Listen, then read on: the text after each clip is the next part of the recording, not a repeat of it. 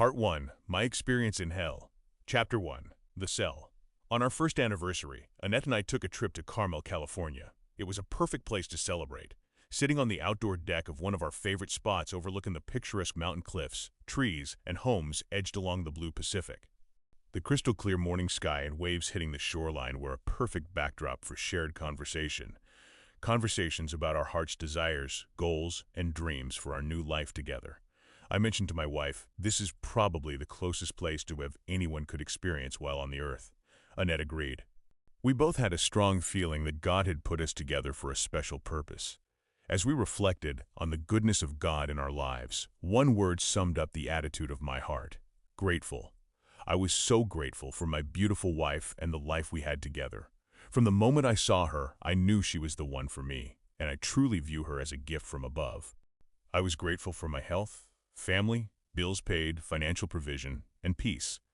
There is something deeply satisfying when one has such moments to reflect and dream. What would be the next chapter to unfold in our lives? Just 2 weeks later, unbeknownst to us, we would be confronted with an event that would forever change our lives. The journey. I've already shared with you the beginning of that journey. On November 22nd, 1998, that was the night I was catapulted out of my bed into the very pit of hell. My point of arrival was a cell that was approximately 15 feet high by 10 feet wide with a 15-foot depth, with its walls of rough stone and rigid bars on the door. I felt as though I was in a temporary holding area, a place where a prisoner would await his final hours before meeting a far more terrifying destiny. Isaiah chapter 24 verse 22 says, "And they shall be gathered together as prisoners are gathered in the pit, shall be shut up in the prison." Proverbs chapter 7 verse 27 refers to chambers of death in hell. As I lay there on the floor of the cell, I felt extremely weak. I noticed that I had a body, one that appeared just as it is now. Lifting my head, I began to look around. Immediately, I realized that I was not alone in this cell. I saw two enormous beasts, unlike anything I had ever seen before. These creatures were approximately 10 to 13 feet tall. This towering beast were far, far beyond intimidating. It is one thing to be threatened by someone much taller than you, but these creatures were not of this natural world. I recognized that they were entirely evil, and they were gazing at me with pure, restrained hatred which completely paralyzed me with fear. Evil and terror stood before me. Those creatures were an intensely concentrated manifestation of those two forces. I know of no one who has overstated the terror of hell. We are meant to tremble and feel dread. We are meant to recoil from the reality, not by denying it, but by fleeing from it into the arms of who died to save us from it, John Piper. I still had no idea where I was, and I felt utterly panicked. Although I had no point of reference, no familiarity with anything I was experiencing, and no understanding of how I got there, still I was faced with the unimaginable reality that a tortuous death seemed certain. The creatures weren't animals, but they weren't human either. Each giant beast resembled a reptile in appearance but looked on human form. Their arms and legs were unequal in length, out of proportion, without symmetry. The first one had bumps and scales all over its grotesque body. It had a huge protruding jaw, gigantic teeth, and large sunken-in eyes. This creature was stout and powerful, with thick legs and abnormally large teeth. It was pacing violently around the cell like a caged bull, and its demeanor was extremely ferocious. The second base was taller and thinner, with very long arms and razor-sharp fangs that covered its body. Protruding from its hands were claws that were nearly a foot long. Its personality seemed different from the first being. It was certainly no less evil, but it remained rather still. I could hear the creatures speaking to each other. Although I cannot identify what language it was, somehow I could understand their words. They were awful words, terrible, blasphemous as a language that spewed from their mouths, expressing extreme hatred for God. Suddenly, they turned their attention toward me. They looked like hungry predators staring at their prey. I was terrified like an insect in a dead spider's web. I felt helpless, trapped, and frozen with fear. They possessed the hatred that far surpassed any hatred a person could have, and now that hatred was directed straight at me. I couldn't identify what these beasts were yet, but I knew they meant me harm. I wanted desperately to get up and run, but as I lay on that wretched cell floor, I noticed that I had absolutely no strength in my body. I could barely move. Why didn't I have strength? I felt so defenseless. Psalm chapter 84 verse 4 says, I am counted with them that go down into the pit. I am as a man that hath no strength. I knew that it was much more than physical weakness I was feeling. Indeed, it was weakness of every form. I was mentally and emotionally drained, even though I had only been there a few minutes. Most of us have experienced a loss of strength and energy. After intense weeping, emotional distress, or grief, after a time of healing, we will gain that strength, though it may take years. However, at that moment, I felt that there would never be a time for recuperating from the literal weight that had fallen upon me, a weight of hopeless despair. For hell is viewed by our Lord Jesus Christ not as made for man, but made for the devil and his angels. Humans as such were made for fellowship with God and for eternal glory. That such creatures should be banished forever into the outer darkness with no escape, exit, should fill us with a sense of horror. Sinclair B. Ferguson. 2 more creatures came into the cell, and I had the feeling that these 4 beings had been assigned to me. I felt as though I was being sized up and that my tournament would be their amusement. As they entered, suddenly the light vanished. It became absolutely pitch black. I had no idea why the sudden and intense darkness had begun. But I sensed that the light that had been present had been an intrusion, and that the atmosphere had now returned to its normal state of darkness. Lamentation chapter 3 verse 6 states, He has sent me in dark places like dead of long ago. One of the creatures picked me up. The strength of the beast was amazing. I was comparable to the weight of a water glass in its hand. Mark chapter 5 verse 3-4 describes a man possessed with a demon with those words, The chains had been pulled apart by him and the shackles broken in places. Instinctively, I knew that the creature holding me has strength approximately 1,000 times greater than a man. I cannot explain how I perceived that bit of information. Then the beast threw me against the wall. I crumbled onto the floor. It felt as though every bone in my body had been broken. I felt pain, but it was as if the pain was being somehow softened. I knew I did not experience the full birth of pain. I thought, how was it blocked? The second beast, with its razor-like claws and sharp protruding fins, then grabbing me from behind in a bear hug. As it pressed me into its chest, its sharp fins pierced my back. I feel like a rag doll in its clutches in comparison to his enormous size. Heaven reached around and plunged his claws into my chest and ripped them outward. My flesh hung from my body like ribbons as I fell again to the cell floor. These creatures had no respect for the human body. How remarkably it was made. I have always taken care of myself by eating right, exercising, and staying in shape, but none of that mattered as my body was being destroyed right before my eyes. I knew that I could not escape this torture via death, for not even that was an option. Death penetrated me, but eluded me. The creatures seemed to derive pleasure in the pain and terror they inflicted upon me.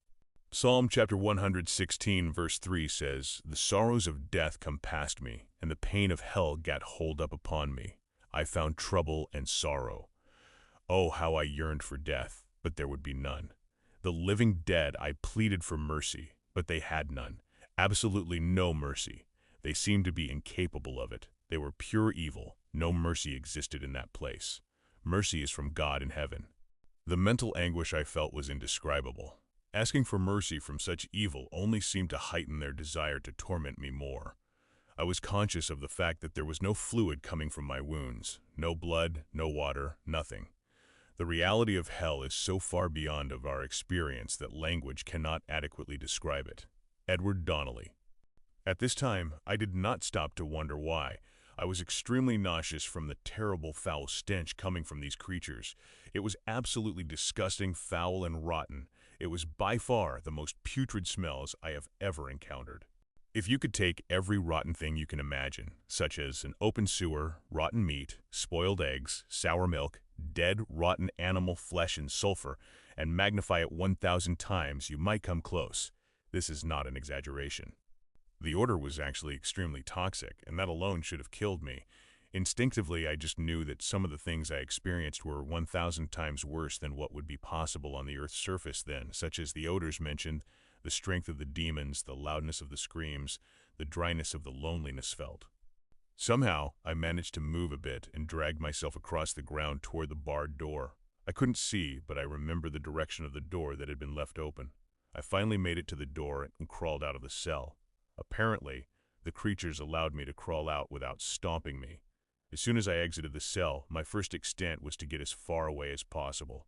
Again, I desperately wanted to run.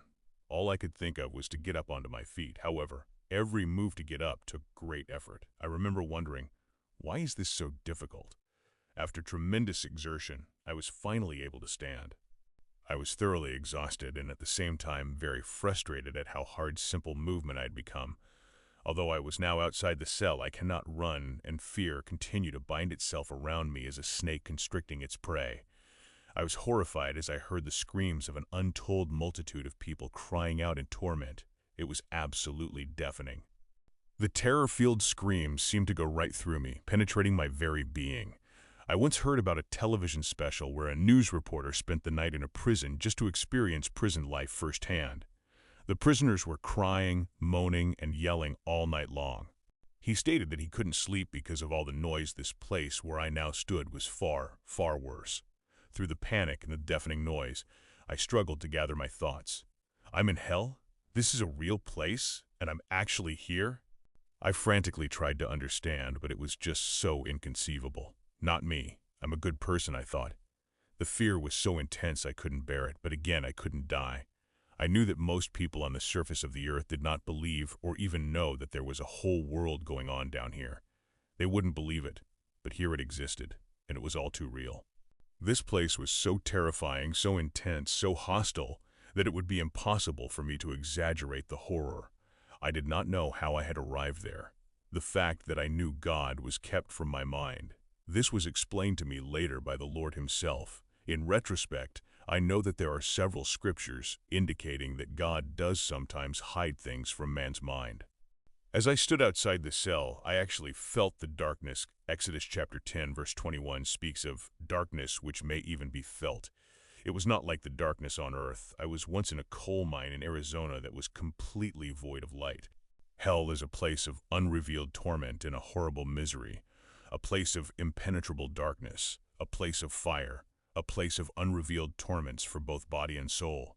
Hell will be horrible for everybody there, but some people will suffer more than others. John MacArthur. I couldn't see anything yet. It was nothing like the darkness in hell. It was as though the darkness had its own power, a power that consumed me. The darkness was not simply the absence of light. It had a distinctive evil presence, a feeling of death, a penetrating evil. I looked off to my right and could faintly see flames from afar that dimly light the skyline. I knew the flames were coming from a large pit, a gigantic raging inferno, approximately 1 mile in diameter and about 10 miles away. This was just one of the many things I simply knew. My senses were keener, the flames were intense, but the darkness seemed to swallow up the light. The skyline was barely visible. The darkness was somewhat like a black hole. I have heard scientists within our universe's black holes. The pull of gravity is so strong that it actually stops light from traveling and they cannot escape from the hole. The darkness in hell is like that. It is so dark that it seemed to hinder any light from traveling. The only visible area was that which the flames exposed. The ground was all rock, barren and desolate. There was not one green thing, not one living thing, not one blade of grass, not one leaf on the ground. It was just a complete wasteland. In Ezekiel chapter 26, verse 22, we read, "Then I will bring you down with those who descend into the pit, and I will make you dwell in the lowest part of the earth, in places desolate from antiquity, with those who go down to the pit." On earth, even deserts contain life that has adapted to its harsh environment and have a natural beauty. But the place I saw was barren, nothing like the desert. One of the most painful thoughts I had was the realization that I could never get to my wife. She had no idea of my existence in this place. I would never, ever see her again. I couldn't even explain or tell her of my doom. My wife and I are extremely close, and I used to tell her that if there was ever a disaster in the earth and we were apart that day, I would find a way to get to her. I would stop at nothing to get her now, to never see her again. It was so inconceivable to me. I understood that I would never, ever get out. In chapter 140, verse 10, we read, "Let burning holes fall upon them. Let them be cast into the fire, into deep pits, that they rise not up again." I couldn't even tell her what had happened, and the knowledge alone was too much to endure. It is an experience of intense anguish, a sense of loneliness. There is the realization that this separation is permanent. Thus, hopelessness comes over the individual. Millard J. Erickson. The air was filled with smoke and filthy decanolder hung in the oxygen-depleted atmosphere. It seemed as if all the oxygen had been sucked up by the high-leaping flames in the distance. I could barely breathe. The lack of oxygen in the atmosphere left me gasping for every little bit of air I could inhale. There was no humidity or moisture in the air. It was exhausting even to try to get just one breath. One of the worst sensations I experienced was an insatiable thirst and dryness. I was so extremely thirsty and my mouth was so dry it felt as if I had been running through the desert for days. There was no water, no humidity in the air, no water anywhere. I desperately longed for just one drop of water. Like the man in torment in Luke chapter 16 verse 23, just one drop of water would have been so precious to me. It is difficult to conceive of a world without any water. It would truly be most miserable. It is inconceivable for any of us to imagine such extreme dryness. Water has always been very valuable and pleasurable to my wife and me, and now so much more so. Water is a life-giving substance, and in hell there is no life of any kind. All is dead, with thoughts of utter hopelessness flooding my mind. I looked out at the desolate, barren cavern toward the flames. All the memories of what a wonderful life I had enjoyed was now a world apart, just a thing of the past. There was no work, no goals, no wisdom, and no opportunity to speak to anyone or to solve any problem. No need to offer advice, help, or comfort of any kind. Purpose was non-existent. All life was over and a useless wasting away permeated my being. After seeing these grotesque and deformed creatures with their jagged scales, bumps, and twisted limbs, smelling their putrid, rotting odors, and seeing the thick, smoke-filled atmosphere, I longed for my life back. I thought of my beautiful wife with her warm, loving green eyes, her zeal for life, her perfectly smooth, clear skin, and her great love for me. I miss her so deeply. I thought about us standing at the cliffs on the ocean's edge, watching the waves and ice-blue water crash onto the rocky shore. I remember the clear skies, white clouds, sunshine, and fresh air. I yearned for her so deeply. I wanted to talk and interact with someone, but to have an intelligent conversation or simply any conversation with a human being now was so valued, was completely unattainable. All these things flashed through my mind. However, to entertain such memories was futile and would only lead to bitter disappointment and total frustration. How could I accept the reality I was now faced with? It was a real reality filled with endless eternity of pain, loss, loneliness, and doom. A most miserable existence. It would be impossible. The loss will be punished where everlasting destruction from the presence of the Lord. 2 Thessalonians 1-9. No one lives without God. He gives you every breath you take. His kindness surrounds you. He makes the sun rise on both the evil and the good, and sends his rain on the unjust as well as the unjust. Matt 5:45. He gives you the beauty of a summer evening, the coolness of a fresh breeze. He delights you with a taste of fresh, crusty bread or the juice of a ripe peach. Perhaps you have experienced the ecstasy of love. These are God's gifts. All of these are blessings from God. But in hell, all this will be taken from you. All the dignity that you now have as an image-bearer of God will be stripped from you. The wicked will burn with fire, but they will not be consumed. Edward Donnelly. My brief moments of remembrance faded away, and once again I was fated with my present gruesome situation. My mental escape had lasted only a few seconds. I realized this horror would last for an eternity, and that knowledge thrust me back into a frantic state of mind. I didn't even possess the thought of calling on God for help because I was there as one who didn't know God. The Lord didn't even come to mind. One of those demonic creatures grabbed me and carried me back into the cell. It threw me onto the floor, and another creature quickly grabbed my head and began to crush it. Then all 4 of the creatures were on top of me, each grabbing a leg or an arm as if I were lifeless prey. Hell is going to be eternity filled with grief and pain, an unquenchable fire, according to the Bible. Franklin Graham. I was so far beyond terrified that there are no words to describe it. They were just about to pull apart my body when all of a sudden I was taken out of the cell and placed next to the pit of fire I had viewed from a distance earlier.